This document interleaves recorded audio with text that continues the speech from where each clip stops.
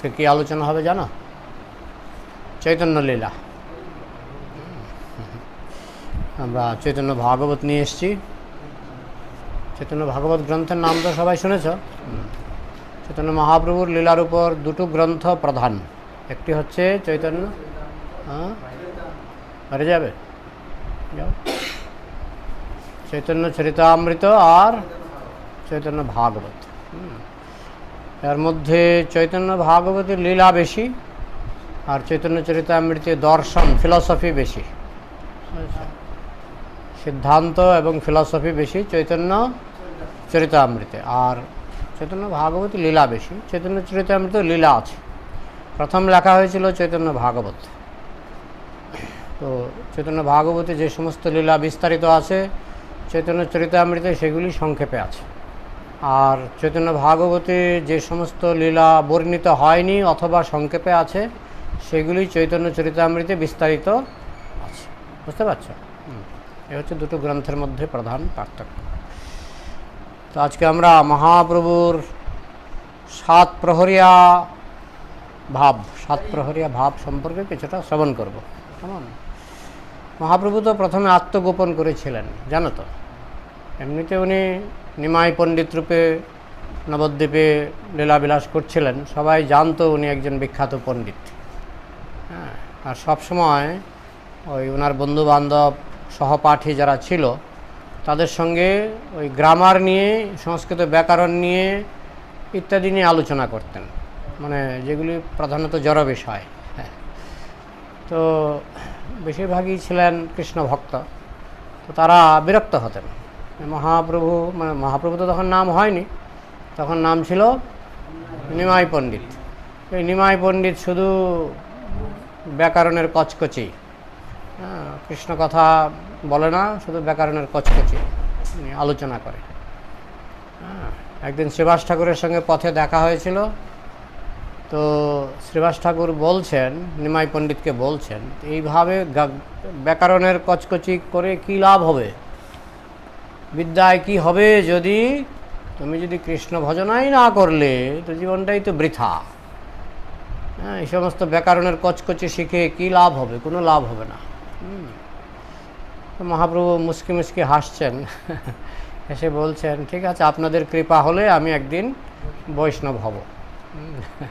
তখনও শ্রীবাস ঠাকুর বুঝতে পারেননি যে চৈতন্য মহাপ্রভু হচ্ছেন স্বয়ং ভগবান। বুঝতে পারছি?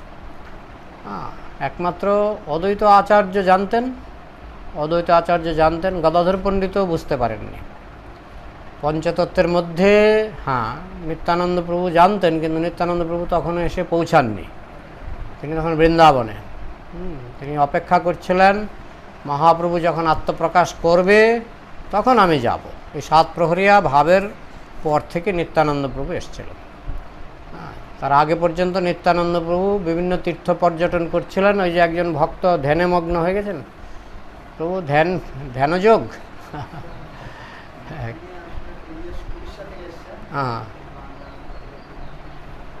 ঘুমাবেন না, ঘুম পেলে দাঁড়িয়ে পড়বেন, ঠিক আছে? আমি প্রশ্ন করব, ঠিক আছে? তো অদ্বৈত আচার্য ভাগবত পাঠ করতেন। সেখানে মহাপ্রভুর বড় ভাই, কি নাম? বিশ্বরূপ, সেই পাঠ শুনতে যেতেন। তো যখন উনি পাঠ করতেন তখন ওই বিশ্বরূপ পাঠ শুনতে শুনতে খাওয়ার কথা মনে থাকতো না। তখন সচিমাতা নিমাইকে পাঠাতেন যে বিশ্বরূপ দাদাকে ডেকে নিয়ে আসো, রান্নাবান্না হয়ে গেছে, প্রসাদ রেডি, তোমার দাদাকে ডেকে নিয়ে আসো। তখন নিমাই ছোট, নিমাই তখন ওই ডাকতে যেতেন দাদাকে, যেখানে অদ্বৈত আচার্য প্রভু পাঠ করতেন। তো অদ্বৈত আচার্য প্রভু জানতেন এই নিমাই হচ্ছে স্বয়ং ভগবান। তো যখনই নিমাই যেতেন দাদাকে ডাকতে, অদ্বৈত আচার্য প্রভু গ্রন্থ বন্ধ করে নিমাইয়ের দিকে তাকিয়ে থাকতেন, কারণ পাঠের বিষয়বস্তু এসে গেছে। পাঠের বিষয়বস্তু হচ্ছেন ভগবান সামনে উপস্থিত। তো অন্যান্য ভক্তরাও কিছু বলতেন না যে আপনি পাঠ বন্ধ করলেন কেন, কিছু বলতেন না। তারাও সবাই নিমাইয়ের দিকে তাকিয়ে থাকতেন, শ্রোতারা নিমাইয়ের দিকে তাকিয়ে থাকতেন। তারপরে নিমাই এসে বলতেন, দাদা মা ডেকেছেন, প্রসাদ রেডি, প্রসাদ তৈরি, তুমি বাড়িতে আসো। তখন বিশ্বরূপকে নিয়ে বা বিশ্বরূপ হয়তো বলতেন তুমি যাও আমি আসছি, তখন নিমাই চলে যেতেন। যতক্ষণ নিমাইকে দেখা যেত, নিমাই যে হেঁটে হেঁটে বাড়ি যাচ্ছেন, যতক্ষণ নিমাইকে দেখা যেত অদ্বৈত আচার্য প্রভু গ্রন্থ বন্ধ করে নিমাইকে দর্শন করতেন, এবং শ্রোতারা যারা পাঠ শুনতেন তারাও গ্রন্থ শোনার আর আগ্রহ নাই, তারা কি করতেন, ওই নিমাইয়ের দিকে তাকিয়ে থাকতেন। নিমাই যতক্ষণ দৃশ্যের অগোচরে চলে না যেত, যতক্ষণ চোখে দেখা যেত, ততক্ষণ তারা নিমাইয়ের দিকে তাকিয়ে থাকতেন। এটাকে বলে স্বাভাবিক আকর্ষণ, ভগবানের প্রতি ভক্তের স্বাভাবিক আকর্ষণ। বুঝতে পারছেন? একবার অদ্বৈত আচার্য প্রভু তার বাড়িতে ছিলেন, গদাধর পণ্ডিত সেখানে ছিলেন, আর কেউ ছিল না। তখন হঠাৎ করে নিমাই গিয়ে উপস্থিত, শিশু নিমাই। তো অদ্বৈত আচার্য প্রভু সঙ্গে সঙ্গে নিমাইকে একটা ব্যাসাসনে বসালেন, বসিয়ে বা ঘরের ভিতর থেকে একটা থালায় করে ফুল, চন্দন, মানে বিভিন্ন উপাচার যেগুলি দিয়ে পূজা হয়, আরতি হয়, আরতির সমস্ত উপাচার, 16 রকমের উপাচার, বলে ষোড়শ উপাচার নিয়ে এসে নিমাইয়ের চরণের কাছে রাখলেন, রেখে একটা একটা করে তাকে আরতি দেখাতে লাগলেন। তখন গদাধর পণ্ডিত তো জানেন না নিমাই ভগবান, তখনও জানেন না। তখন গদাধর পণ্ডিত জিভে কামড় দিয়েছিলেন, কি করছেন আপনি? কেন? এই বাচ্চাকে এইভাবে আপনি আরতি করছেন, এটা আপনি এত বড় ভাগবতের পণ্ডিত, হ্যাঁ, আপনি একটা ছোট বাচ্চাকে এইভাবে ভগবানের মতো আরতি করছেন, এটা ঠিক হয়নি। তখন অদ্বৈত আচার্য প্রভু গদাধর পণ্ডিতের দিকে তাকিয়ে বললেন, আর কিছুদিন যাক, আর কিছুদিন পরে বুঝতে পারবে এই বাচ্চাটা কি। তখন গদাধর পণ্ডিত একটা শখ খেলেন, মানে আরে অদ্বৈত আচার্য তো সাধারণ ব্যক্তি নন, অদ্বৈত আচার্য ভাগবতী মহাপণ্ডিত, শাস্ত্রজ্ঞ, উনি একটা শিশুকে পূজা করছেন আর বলছেন কিছুদিন যাক, গেলে বুঝতে পারবে বাচ্চাটা কে, তাহলে কি ভগবান অবতীর্ণ হয়ে গেছেন? হ্যাঁ, বড়, অনেক বড়। গদাধর পণ্ডিত তো বড়ই ছিলেন, যতটুকু মনে পড়ছে। যাই হোক, আচ্ছা, প্রশ্ন পাঠের শেষে কেমন? তো এইভাবে মহাপ্রভু নিজেকে ঢেকেই রেখেছিলেন। তিনি কখনোই বলছিলেন না যে আমি ভগবান বা আমি ভগবান কৃষ্ণ, এরকম তিনি বলছিলেন না। তিনি সাধারণ মানুষ রূপে লীলা করছিলেন, এমনকি তিনি যে বৈষ্ণব রূপে আচরণ করবেন তাও না, ওই গ্রামার টামার নিয়ে, ব্যাকরণ নিয়ে ব্যস্ত, অলঙ্কার শাস্ত্র, ব্যাকরণ ইত্যাদি নিয়ে ব্যস্ত। একদিন শ্রীবাস পণ্ডিত, তিনি ঘরে, তিনি নৃসিংহদেবের পূজা করতেন, শ্রীবাস পণ্ডিত। তো মুসলমান সরকার কি বলে, কাজী ঘোষণা করে দিয়েছে যে এখন থেকে এই হিন্দুয়ানি চলবে না, যদি কেউ হিন্দুয়ানি করে তাকে বন্দি করে নিয়ে যাব। ওই জন্য শ্রীবাস ঠাকুর একটু ভয় পেয়েছিলেন। তিনি ভয় পেয়ে দরজা বন্ধ করে ওই ঘন্টার উপর হাত দিয়ে, মানে যাতে ঘন্টার আওয়াজ না হয়, জানো তো এটা কীভাবে করে, মানে ঘন্টার উপর হাত দিয়ে ঘন্টা নাড়লে আওয়াজটা কম হয়। তো শ্রীবাস পণ্ডিত এরকম ঘন্টার উপর হাত দিয়ে আস্তে আস্তে করে আরতি করছেন, দরজা বন্ধ করে আরতি করছেন। দরজা বন্ধ করে কেউ আরতি করে না। উনি দরজা বন্ধ করে আরতি করছেন ওই কাজীর ভয়ে। কাজী আসবে, বলছে নৌকায় করে নিয়ে চলে যাবে, যারা যারা বেশি হিন্দুয়ানি করবে নৌকায় করে নিয়ে চলে যাবে। তখন মহাপ্রভু গঙ্গা নদীর কিনারে তিনি ঘুরে বেড়াচ্ছেন। তিনি বুঝতে পারছেন শ্রীবাস ঠাকুর ভয় পাচ্ছেন, তিনি ভয়ে ভয়ে নৃসিংহদেবের আরতি করছেন। তখন মহাপ্রভুর মনে ইচ্ছা হলো যে আমি আর দেরি করতে পারি না, আমাকে এখন আত্মপ্রকাশ করতেই হবে, না হলে ভক্তরা এইভাবে ভয়ে ভয়ে পূজা করবে। হ্যাঁ, মহাপ্রভু গঙ্গার কিনারে ঘুরে বেড়াচ্ছে, আর কিছু নাস্তিক অসুর তারা মহাপ্রভুকে দেখছেন, এই দেখো লোকটা এখানে ঘুরে বেড়াচ্ছে, কীরকম একদম বিরদর্পে ঘুরে বেড়াচ্ছে। এগুলি কিছু না, এগুলি পালাইবার পাক মানে পালাইবার ফন্দি, মানে ওই কাজী আসবে শুনেছে খবর, এখন কীভাবে পালাবে যেন গঙ্গার কিনারে ঘোরাঘুরি করছে, পালাবার ফন্দি, এই বলা বলি করছে। সেই সময় মহাপ্রভু এক লাফ দিয়ে শিবাস পণ্ডিতের বাড়িতে এসে উপস্থিত। তখন শিবাস পণ্ডিত দরজা বন্ধ করে নৃসিংহ পূজা করছেন। মহাপ্রভু এসেই শিবাস পণ্ডিতের দরজায় মারলেন লাথি, মন্দিরের দরজায়। তখন শিবাস পণ্ডিত কী ভাবলেন, কাজী এসে গেছে, এখন আমাকে বন্দি করে নিয়ে চলে যাবে। কাজীর লোক টের পেয়ে গেছে আমি পূজা করছি। তখন শিবাস পণ্ডিত ভয়ে ভয়ে দরজা খুললেন। মহাপ্রভু দেখেন নিমাই, আরে নিমাই পণ্ডিত তুমি এখানে, তুমি কার পূজা করছো? আমি নৃসিংহদেবের পূজা করছি। যার পূজা করছো তাকে দেখো। এভাবে মহাপ্রভু নিমাইকে শিবাস পণ্ডিতকে বললেন, যার পূজা করিস তাকে দেখ বিদ্যমান, তুমি যার পূজা করছো তাকে সামনে দেখো। বলেই তিনি উঠে গেলেন সিংহাসনে। সিংহাসনে উঠে গিয়ে বসে গেলেন এবং সেখানে শিবাস পণ্ডিতকে আদেশ করলেন এবং তিনি তার রূপ প্রকাশ করলেন, তার নৃসিংহ রূপ তিনি প্রকাশ করলেন। তখন শিবাস পণ্ডিত বুঝতে পারলেন এ তো স্বয়ং ভগবান, ভগবান অবতীর্ণ হয়ে গেছেন। তারপরে মহাপ্রভু আজকে যে লীলাটা আমরা শ্রবণ করতে যাচ্ছি সেটা হলো 7 প্রহরিয়া ভাব। তিনি 7 প্রহর, 1 প্রহর মানে কত ঘন্টা? 2.5 ঘন্টা না? 4 ঘন্টা। আচ্ছা, আমার ঠিক 3 ঘন্টা। যাই হোক, ওই 7 প্রহর মানে 321 ঘন্টা এক নাগারে সিংহাসনে বসেছিলেন এবং বসে বসে তিনি নিজের পরিচয়, তিনি যে স্বয়ং ভগবান, ভগবানের সাধারণত 2টো রূপ, একটা হলো 64 কলা আর একটা হলো 60 কলা। কৃষ্ণের কয় কলা? 64 কলা। মহাপ্রভুর 64 কলা, আর সব 60 কলা, আর সব 60 কলা, এমনকি বলরামেরও 60 কলা। তারপরে নারায়ণ, তারপর নৃসিংহদেব, বরাহদেব, এদের সবার 60 কলা। একমাত্র চৈতন্য মহাপ্রভুর 64 কলা আর কৃষ্ণের 64 কলা। কৃষ্ণের 64 কলা প্রকাশিত, মহাপ্রভুর 64 কলা আচ্ছাদিত। আচ্ছাদিত ঢেকে রেখেছেন কারণ তিনি ছদ্মবেশে এসেছিলেন। যাই হোক, তিনি যখন পরিচয় প্রদান করতে লাগলেন বসে, তিনি সিংহাসনে বসে এক একজন ভক্তকে ডাকতে লাগলেন। যেমন ডাকলেন গঙ্গাদাস পণ্ডিত, মানে যার কাছে উনি পড়াশোনা করেছিলেন, উনি ডেকেছিলেন খোলাবেচা শ্রীধরকে। তারপরে ডেকেছিলেন শিবাস পণ্ডিত, তো ঘরেই ছিলেন। শিবাস পণ্ডিতকে বলছেন, তুমি একবার দেবানন্দ পণ্ডিতের আশ্রম, মানে মন্দিরে গিয়েছিলে, দেবানন্দ পণ্ডিতের আশ্রম এখনও আছে, সেটা কোনটা? নবদ্বীপে। নবদ্বীপে দেবানন্দ গৌরীয় মঠ, ওইদিকে দেবানন্দ পণ্ডিতের বাড়ি ছিল। তো দেবানন্দ পণ্ডিত প্রতিদিন ভাগবত পাঠ করতেন। শিবাস ঠাকুর এখানে ভাগবত পাঠ শুনতে গিয়েছিলেন, কিন্তু শিবাস ঠাকুর তো ছিলেন পরম বৈষ্ণব, উনি ভাগবত পাঠ শুনেই উনি কান্না শুরু করলেন।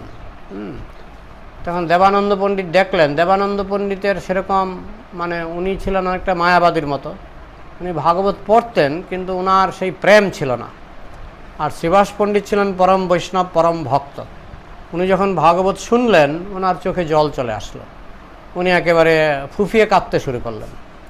তখন দেবানন্দ পণ্ডিতের শিষ্যরা তারা শিবাস পণ্ডিতকে হাতে পায়ে ধরে মানে অনেকটা জোর করে বের করে দিলেন, তুমি এখানে পাঠের মধ্যে কান্নাকাটি করলে হবে, তুমি এখান থেকে বেরিয়ে যাও।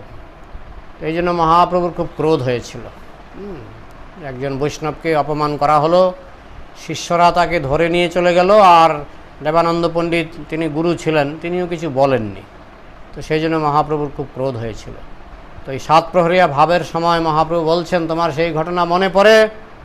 আমি তোমার শরীরে আবির্ভূত হয়েছিলাম প্রেমযোগ দিয়ে, তোমার শরীরে আমি প্রেমযোগ, প্রেম দিয়েছিলাম। সেই ঘটনা তোমার মনে পড়ে যে দেবানন্দ পণ্ডিতের শিষ্যরা তোমাকে বের করে দিয়েছিল? তখন শিবাস পণ্ডিত দেখলেন তখন নিমাই তখনও আবির্ভূত হয়নি, অনেক আগের ঘটনা, যে নিমাই এগুলি জানে কী করে।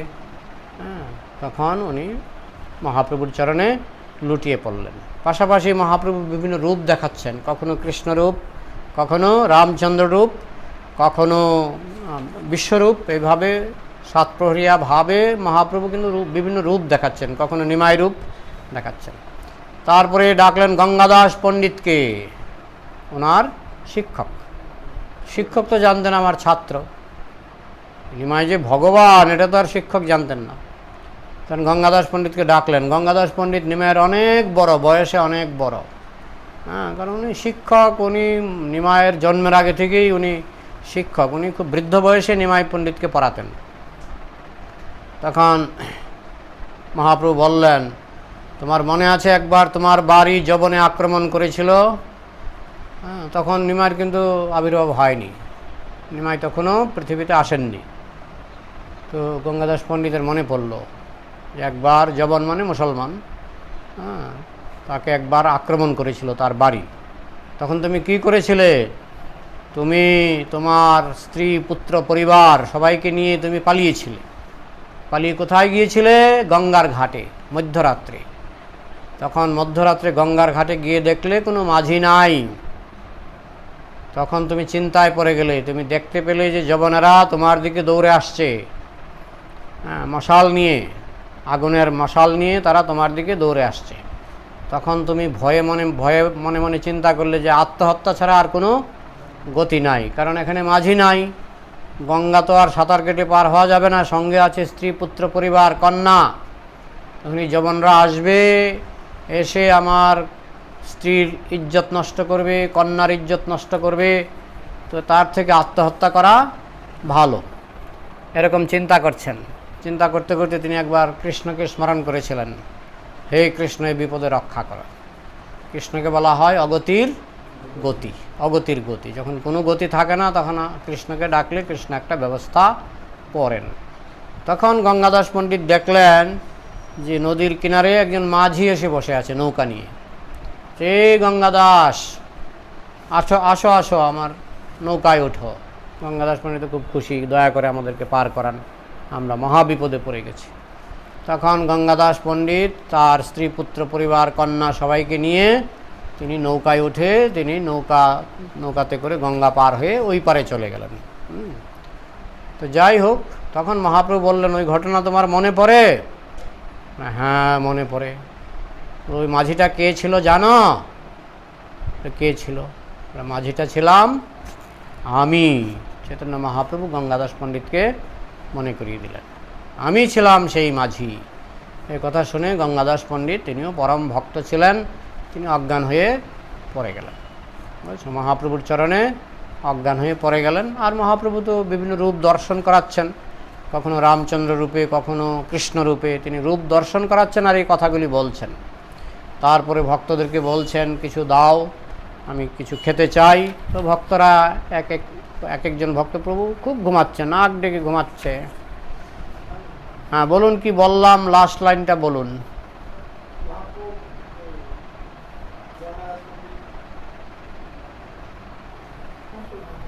না ঘুমালে আবার প্রশ্নের উত্তর দিন, আমার প্রশ্নের উত্তর তো দিতে হবে।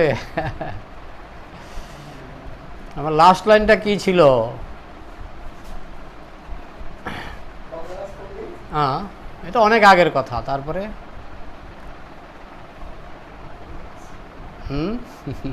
যাই হোক, মনোযোগ দিয়ে শুনুন। তো এইভাবে কিছু দাও, খাই, কে বলছিলেন? মহাপ্রভু। তো ভক্তরা একে একে বিভিন্ন খাদ্যদ্রব্য মহাপ্রভুকে দিতে লাগলেন। মহাপ্রভু আনন্দের সঙ্গে ভক্তদের দেওয়া সামগ্রী খেতে লাগলেন। তোমার এত ঘুমের কারণ কি? না, ব্রহ্মচারী মানে স্টেমিনা। স্টেমিনা বোঝো তো? স্টেমিনা প্রভুপাদ বলতেন, ব্রহ্মচারী মানে স্টেমিনা, সহজে ঘুম পাবে না। ঘুমের সময় ঘুম ঠিক আছে, আর বাকি সময় ফুল স্টেমিনা। কর্মীদের স্টেমিনা কম থাকে, তাই না? যারা দেখবে রেলগাড়িতে যদি কোনোদিন কলকাতা যাও, দেখেছ তো কর্মীদের স্টেমিনা কম থাকে। ভক্তদের স্টেমিনা যেমন ছিল প্রভুপাদ, বৃদ্ধ বয়সে তার কি স্টেমিনা, তাই না? মাঝরাতে উঠে গ্রন্থ রচনা করেছেন, না হলে কি এত অল্প সময়ে এত গ্রন্থ রচনা করতে পারেন? প্রভুপাদের মতো স্টেমিনা যুবকদেরও ছিল না। প্রভুপাদ যে স্টেমিনা দেখিয়ে গেছেন তার জীবনে। তো এখন মহাপ্রভু বলছেন, ওই শ্রীধরকে ডাকো। শ্রীধরকে? শ্রীবাস পণ্ডিত এবং সবাই জিজ্ঞেস করছেন, শ্রীধরকে? আমি তো শ্রীধরকে চিনি না।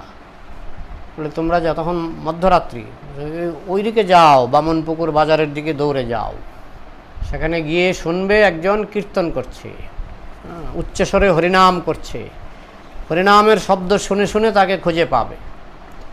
তখন শ্রীবাস ঠাকুর এবং অনেকেই একদল ভক্ত দৌড়ালেন কার খোঁজে? শ্রীধরের, খোলা বেচা শ্রীধর, খোলা বেচা শ্রীধরের খোঁজে। তো খোলা বেচা শ্রীধর তখন তিনি সারা রাত জেগে হরিনাম কীর্তন করেন, আর পাড়া প্রতিবেশী তার কীর্তনে ঘুমাতে পারে না। পাড়া প্রতিবেশী বলে, তো মহা চাষা বেটা, খেতে পায় না, ওই খিদের জ্বালায় আর কি করবে, রাত জেগে কীর্তন করে, খিদের জ্বালায় রাত জেগে কীর্তন করে। যাই হোক, তো এইভাবে শ্রীবাস পণ্ডিত এবং সবাই মিলে তারা ওই হরিনামের শব্দ শুনতে শুনতে খোলা বেচা শ্রীধরের বাড়িতে গিয়ে উঠলেন। তোমরা কে কে খোলা বেচা শ্রীধরের বাড়িতে গিয়েছ? তুমি গিয়েছ। কোথায় এটা বলো তো? রাজাপুর জগন্নাথ মন্দিরের পাশেই, কাছেই, তাই না? তো যাই হোক, তো সেই খোলা বেচা শ্রীধরের বাড়িতে গিয়ে তারা সবাই দেখলেন যে খোলা বেচা শ্রীধর কীর্তন করছে, হরিনাম করছে, চোখের জলে বুক ভেসে যাচ্ছে। তখন সবাই বললেন, তুমি পরম ভাগ্যবান, কারণ ভগবান তোমাকে ডেকেছেন। এই কথা শুনেই খোলা বেচা শ্রীধর অজ্ঞান হয়ে গেলেন। ভগবান আমাকে ডেকেছেন, বৈষ্ণবদের কাছে এই কথা শুনে খোলা বেচা শ্রীধর অজ্ঞান হয়ে পড়ে গেলেন। তখন ভক্তরা বুঝতে পারলেন যে মহাপ্রভু কেন তাকে এত ভালোবাসে। তখন তাকে অজ্ঞান অবস্থায় তাকে কুলে করে নিয়ে মহাপ্রভুর চরণে ফেলে দিলেন। মহাপ্রভু চরণ স্পর্শ পেয়ে তার চৈতন্য একটু উদয় হলো খোলা বেচা শ্রীধরের। তখন তিনি দেখলেন যে নিমাইকে খোলা বেচা শ্রীধর খুব ভালো করে চেনেন। কেন বলো তো? উনি তো দোকানদার ছিলেন বামনপুকুর বাজারে। উনি কলা, থোর, মূলা, এসব কলা পাতা, তারপরে ওই কলার ইয়ে থেকে যে তৈরি হয় না, কলার যে কী বলে খোলস আছে না, খোলা থেকে যে আগের দিনে খুব তৈরি হতো, ওই প্লেটের মতো করে, থালার মতো করে, এগুলি বিভিন্ন কাজে, পূজার কাজে ব্যবহার করা হতো। তো এইসব জিনিস তখন উনি বিক্রি করতেন, খুব কম দামে বিক্রি করতেন, এবং যা বিক্রি হতো তার অর্ধেক পয়সা উনি গঙ্গা পূজায় খরচ করতেন, আর অর্ধেক পয়সা দিয়ে সংসারের খরচ নির্বাহ করতেন। মহাপ্রভু যেতেন, গিয়ে এত দোকান আছে, অনেক বড় বড় দোকান আছে, মহাপ্রভু অন্য দোকানে যেতেন না, মহাপ্রভু সরাসরি শ্রীধরের দোকানে, খোলা বেচা শ্রীধরের দোকানে, আর গিয়ে বলতেন আমাকে ওইটা দাও। হ্যাঁ, কত মূল্য? তো উনি বলতেন কম মূল্যই চাইতেন। খোলা বেচা শ্রীধর বলতেন এটা 1 আনা। বলছে তোমাকে আমি ওই আধা আনা দেব। মহাপ্রভু অর্ধেক দাম করে দিতেন। যদি বলতেন 1 পয়সা, এটা তিনি করতেন আধা পয়সা। তখনকার দিনে তো আর টাকা এত, আমরা যেমন আজকাল প্রচুর টাকা দিয়েও জিনিস পাই না, কিন্তু তখনকার দিনে 1 পয়সা দিয়ে মানে বাজার করলে মানে বিশাল ব্যাপার। তো যাই হোক, তো খোলা বেচা শ্রীধর যা দাম বলতেন, মহাপ্রভু তার হাফ, অর্ধেক দাম বলতেন। খোলা বেচা শ্রীধর বলতেন না, এটা সম্ভব না। কি সম্ভব না? মহাপ্রভু একদিন একটা লাউ তুলে নিলেন খোলা বেচা শ্রীধরের দোকান থেকে। বলছে এটা, প্রথমে অর্ধেক দাম দিতে চাইলেন, না এটা হবে না। তখন খোলা বেচা শ্রীধর সে লাউটা ধরলেন, আর মহাপ্রভু ধরলেন। এক লাউয়ের তো দুটো প্রান্ত না, এক প্রান্তে মহাপ্রভু, আরেক প্রান্তে শ্রীধর। দুইজনে বাজারের মধ্যে দাঁড়িয়ে টানাটানি করতে করতে খোলা বেচা শ্রীধরের নজর লাউয়ের দিকে নয়, খোলা বেচা শ্রীধরের নজর মহাপ্রভুর সুন্দর মুখের দিকে। এত সুন্দর মুখ, স্বয়ং ব্রজেন্দ্র নন্দন যেই শচীসুত হইল সেই বলরাম হইল নিতাই। মানে ব্রজেন্দ্র নন্দন মানে কৃষ্ণের মুখ, তার মধ্যে কৃষ্ণের মুখটা হচ্ছে শ্যামবর্ণ, আর মহাপ্রভুর মুখ হচ্ছে রাধারানীর বর্ণ, গৌরবর্ণ, আরও সুন্দর লাগছে। দেখে তো খোলা বেচা শ্রীধর লাউয়ের চিন্তা কি করবে, ও তো লাউ ধরে আছে বটে, কিন্তু মহাপ্রভুর রূপ দর্শন করতে করতে যেন প্যারালাইজড হয়ে যায়। তারপর লাউটা ছেড়ে দেয়, নিয়ে যাও। যে এত সুন্দর ভাবতেন, এত সুন্দর ব্রাহ্মণের ছেলে, হয়তো কোনো দেবতা, শাপভ্রষ্ট দেবতা এসে পৃথিবীতে জন্মগ্রহণ করেছে। আমার পরম ভাগ্য যে এত দোকান থাকতে কোথাও যায় না, আমার কাছে আসে যে ঠিক আছে তুমি নিয়ে যাও, পয়সাও লাগবে না, তোমার আর যদি কিছু লাগে বলো, মূলা বা কলা কিছু লাগলে বলো, আমি বিনামূল্যেই দেব। তো মহাপ্রভু বলছেন ঠিক আছে, কিন্তু পচা জিনিস দিলে চলবে না পচা দিলে চলবে না, যা দেবে যেন ভালো পাই, ভালো মূলা ভালো কলা এসব যেন পাই, পচা পচা হলে চলবে না। তো খোলাবেচা শ্রীধর প্রাণ খুলে তার দোকানে, এমনিতে গরিব দোকান, যা ছিল দিয়ে বলছে নিয়ে যাও, আর কোনো আমার আর কোনো দোষ আছে? বলছে না, তোমার আর কোনো দোষ নাই তো এইভাবে মহাপ্রভু তার জিনিস জোর করে করে নিয়ে যেতেন, ভক্তের দ্রব্য কারি কারি খায়, বুঝেছ? এই হচ্ছে খোলাবেচা শ্রীধর, তার সঙ্গে অনেক লীলা আছে। তো যখন খোলাবেচা শ্রীধর দেখলেন এই সেই নিমাই যে আমার দোকান থেকে জোর করে করে, কোনো দিন অর্ধমূল্য দিয়ে, কোনো দিন বিনামূল্যে জিনিসপত্র জোর করে করে কেড়ে নিয়ে যেত, আমি কোনোদিনও তেমন কোনো প্রতিবাদ করতে পারিনি। এমনও তো হতে পারতো যে আমি পঞ্চায়েতকে জানাবো, আমি বিচার দেব, কাজীর কাছে যাব বিচার নিয়ে, সেসবের প্রশ্নই ওঠে না। বরং মনে মনে উনি খুশি হতেন যে আমার কাছ থেকে জোর করে করে নিয়ে যাচ্ছেন। তো এটাই হচ্ছে প্রেম। কারণ খোলাবেচা শ্রীধরের প্রেম ছিল মহাপ্রভুর প্রতি। যাই হোক, তো যখন এই সাতপ্রহরিয়া ভাবে দর্শন দিলেন, তখন খোলাবেচা শ্রীধর দেখলেন আরে আমার সেই নিমাই।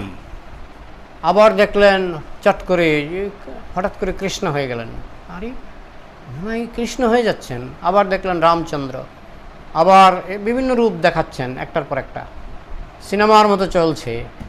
তখন খোলাবেচা শ্রীধর বুঝতে পারলেন, বাবারে বাবা, আমি তো মহাভাগ্যবান, আমার এই দোকান থেকে এই যে নিয়ে নিয়ে জোর করে যে লাউ থোর কলা মোলা নিয়ে যেত, তো আমি তখন বুঝতেই পারিনি যে স্বয়ং ভগবান, এ দেখছি স্বয়ং ভগবান। তো এই রূপ দেখে একবার মূর্ছিত হয়ে পড়ে আবার মহাপ্রভুর কৃপায় আবার জেগে ওঠে। মহাপ্রভু বললেন তুমি আমার কাছে প্রার্থনা করো, ভক্তিমূলক প্রার্থনা নিবেদন করো। তখন খোলাবেচা শ্রীধর বললেন যে আমি মূর্খ মানুষ, আমি কি প্রার্থনা করব? না, তুমি প্রার্থনা করো। তখন খোলাবেচা শ্রীধরের কণ্ঠে শুদ্ধ সরস্বতী খোলাবেচা শ্রীধরের কণ্ঠে এসে বসলেন। তো কিছু প্রার্থনা আমরা শুনি। প্রভু বলে তোর বাক্য মাত্র মোর স্তুতি, প্রভুর আজ্ঞায় জগন্মাতা সরস্বতী প্রবেশিলা জিহ্বায় শ্রীধর করে স্তুতি। জয় জয় মহাপ্রভু, জয় বিশ্বম্ভর, জয় জয় জয় নবদ্বীপ পুরন্দর, জয় জয় অনন্ত ব্রহ্মাণ্ড কোটিনাথ, জয় জয় শচী পুণ্যবতী গর্ভজাত, জয় জয় বেদগোপ্য, জয় দ্বিজরাজ, যুগে যুগে ধর্ম পালো করে নানা সাজ, গুরুরূপে সম্ভাইলা নগরে নগরে, বিনা তুমি জানাইলে কে জানিতে পারে। বাংলা বুঝতে পারছো তো? তুমি ধর্ম, তুমি কর্ম, তুমি ভক্তি জ্ঞান, তুমি শাস্ত্র, তুমি বেদ, তুমি সর্বধ্যান, তুমি সিদ্ধি, তুমি ঋদ্ধি, তুমি ভোগযোগ, তুমি শ্রদ্ধা, তুমি দয়া, তুমি মোহলোভ, তুমি ইন্দ্র, তুমি চন্দ্র, তুমি অগ্নি জল, তুমি সূর্য, তুমি বায়ু, তুমি ধন বল, তুমি ভক্তি, তুমি মুক্তি, তুমি অজ ভব, তুমি বা হইবে কেন তোমার এই যে সব।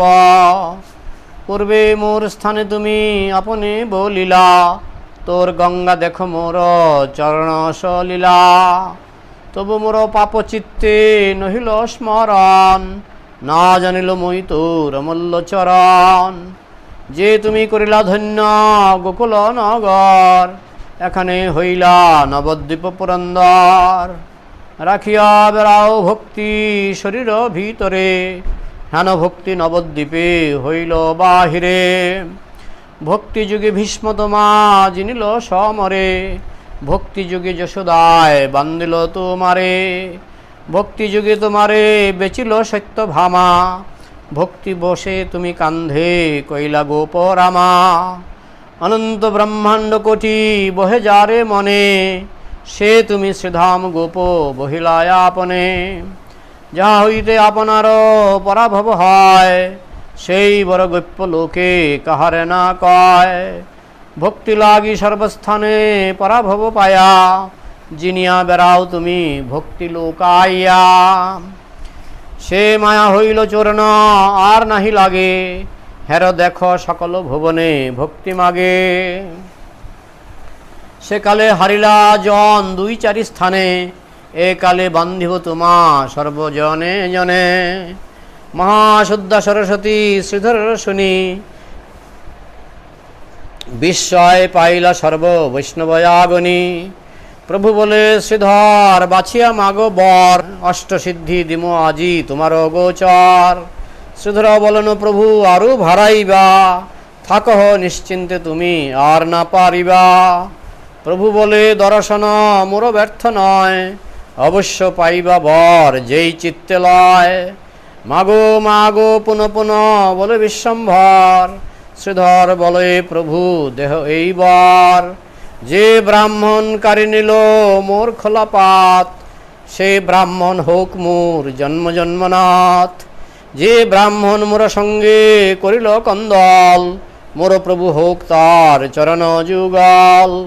বলিতে বলিতে প্রেম বারয়ে শ্রীধরে, দুই বাহু তুলি কান্দে মহা উচ্চ ঈশ্বরে। শ্রীধরেরও ভক্তি দেখি বৈষ্ণব সকল, অন্য অন্য কান্দন সব হইয়া বিভল। হাসি বলে বিশ্বম্ভর শৃণহ শ্রীধর, এক মহারাজ্যে করু তোমারে ঈশ্বর। শ্রীধর বলয়ে মুই কিছুই না চাও, হেন কর প্রভু যেন তোর নাম গাও। প্রভু বলে শ্রীধর আমার তুমি দাস, এতে কো দেখিলে তুমি আমারও প্রকাশ। এতে কি তোমারও মতি ভেদ না হইল, বেদগপ্য ভক্তি যোগ তোরে আমি দিল। জয় জয় ধ্বনি হইল বৈষ্ণব মণ্ডলে, শ্রীধর পাইল বর শুনিল সকলে। ধন নাহি জন নাহি নাহি কো পাণ্ডিত্য, কে চিনিবে এ সকল চৈতন্যর ভৃত্য। কি করিবে বিদ্যা ধন রূপ যশ কুলে, অহংকার বারি সব পরে নির্মূলে। কলামূলা বেচিয়া শ্রীধর পাইল যাহা, কোটি কল্পে কোটিশ্বর না দেখিবে তাহা। অহংকার দ্রোহ মাত্র বিষয়েতে আছে, অধপাত ফল তার না জানো এ পাছে। টাকা পয়সার কতগুলি দোষ আছে, একটা হলো অহংকার, যার বেশি টাকা পয়সা ধন দৌলত হয় অহংকার, আমি খুব ধনী। দ্রোহ শত্রুতা হয়, টাকা পয়সা থাকলে শত্রু বাড়ে। আর কি অধপাত অধপতন, টাকা থাকলে মদ খাওয়ার ইচ্ছা হয়, তাই না? বেশি টাকা থাকলে দেখবে ধনী মানুষ বেশি মদ খায়। তাইলে অহংকার, শত্রুতা, অধপাত, এই তিনটা হলো টাকা পয়সার সাইড এফেক্ট। কথাটা বলছেন, অহংকার দ্রোহ মাত্র বিষয়তে আছে, অধপাত ফলতার না জানো এ পাছে। দেখি মূর্খ দরিদ্র যে সুজনের হাসে, কুম্ভিপাকে যায় সেই নিজ কর্ম দোষে। বৈষ্ণব চিনিতে পারে কাহারও শক্তি, আছে সকল সিদ্ধি দেখো এ দুর্গতি। খোলা বেচা শ্রীধর তাহার এই সাক্ষী, ভক্তি মাত্র নিল অষ্ট সিদ্ধিকে উপেক্ষী। যত দেখো বৈষ্ণবের ব্যবহার দুঃখ, নিশ্চয়ই জানিহ সেই পরানন্দ সুখ। বিষয় মদান্ধ সব কিছুই না জানে, বিদ্যা মদে ধন মদে বৈষ্ণব না চিনে। ভাগবত পড়িয়াও কারু বুদ্ধি নাশ, নিত্যানন্দ নিন্দা করে যাইবে নাশ। শ্রীধর পাইল বর করিয়া স্তবন, ইহা যেই শুনে তারে মিলে প্রেম ধন। প্রেম ভক্তি হয় প্রভুর চরণার বিন্দে, সেই কৃষ্ণ পায় যে বৈষ্ণব নাহি নিন্দে। নিন্দায় নাহিক কার্য সবে পাপ লাভ, এতে কেনা করে নিন্দা মহামহাভাগ। অনিন্দুক হই যে সকৃত কৃষ্ণ বলে, সত্য সত্য কৃষ্ণ তারে উদ্ধারিবে হেলে। বৈষ্ণবেরও পায়ে মোর এই নমস্কার, শ্রী চৈতন্য নিত্যানন্দ হোক প্রাণ মোর। শ্রীকৃষ্ণ চৈতন্য নিত্যানন্দ চাঁদ জানো, বৃন্দাবন দাস তছু পদযোগে গান। তোমরা চৈতন্য ভাগবত পড়বে নিয়মিত। চৈতন্য ভাগবত পাঠ করলে কৃষ্ণের প্রতি শুদ্ধ প্রেম ভক্তি লাভ হয়।